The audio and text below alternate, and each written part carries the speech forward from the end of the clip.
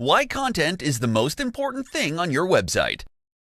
In this presentation, you're going to find out just how important content is and how you can use this knowledge to build a massive audience for your brand.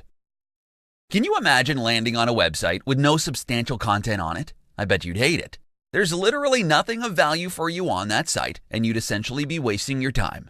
You can spend all your money on having a beautiful website built for your business, but if it doesn't contain anything that makes it even remotely interesting to people, then no one's going to stay on your site. It's so easy to hit the back button on a browser.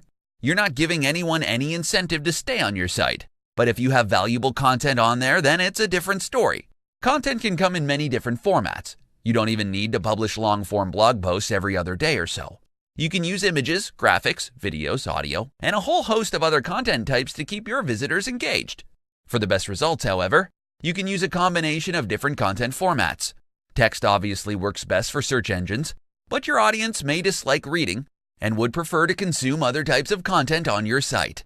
For instance, you can write high-quality articles and insert different multimedia on it.